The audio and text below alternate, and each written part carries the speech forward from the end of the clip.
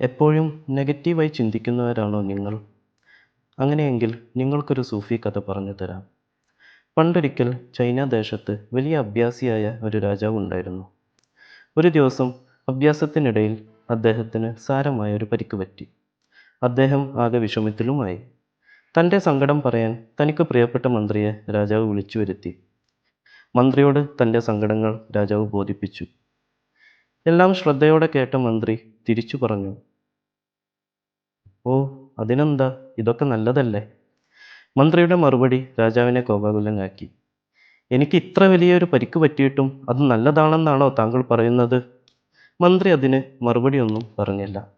പിറ്റേ ദിവസം രാജാവ് മന്ത്രിയെയും കൂട്ടി വേഷം മാറി കാട്ടിൽ നായാട്ടിനു പോയി. അവിടെ കണ്ടൊരു കിണർ മന്ത്രി പരിശോധിച്ചു കൊണ്ടിരിക്കുമ്പോൾ രാജാവ് മന്ത്രിയെ കിണറ്റിലോട്ട് തള്ളിയിട്ടു. എന്നിട്ട് കിണറ്റിൽ വീണ മന്ത്രിയോട് രാജാവ് ചോദിച്ചു, "എങ്ങനെയുണ്ട്? ഇതും നല്ലതിനാണോ?" "അതെ, തീർച്ചയായും നല്ലതിനാണ്," മന്ത്രിയുടെ മറുപടിയും വന്നു. എന്നാൽ കാണാം എന്ന മട്ടിൽ രാജാവ് മന്ത്രിയെ അവിടെയാക്കി തിരിച്ചു നടന്നു. എന്നാൽ പോകുന്ന വഴിയിൽ രാജാവിനെ ഒരു കൂട്ടം ഗോത്രവർഗ്ഗക്കാർ പിടികൂടി. അവർ നരബലിക്കായി ഒരു മനുഷ്യനെ തേടി നടക്കുകയായിരുന്നു. എന്നാൽ രാജാവിൻ്റെ കൈ പരിശോധിച്ച ഗോത്രത്തലവൻ രാജാവിൻ്റെ കൈയിലെ പരിക്ക് കാണുകയും രാജാവിനെ വെറുതെ വിടുകയും ചെയ്തു. കാരണമെന്തെന്നാൽ അവർക്ക് ബലി കൊടുക്കാൻ ഒരു കുറവുമില്ലാത്ത മനുഷ്യനെയായിരുന്നു വേണ്ടിയിരുന്നത്.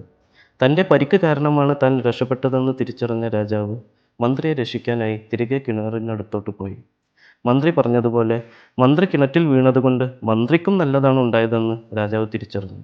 അല്ലായിരുന്നെങ്കിൽ മന്ത്രിയാകുമായിരുന്നു അവരുടെ അന്നത്തെ ബലി.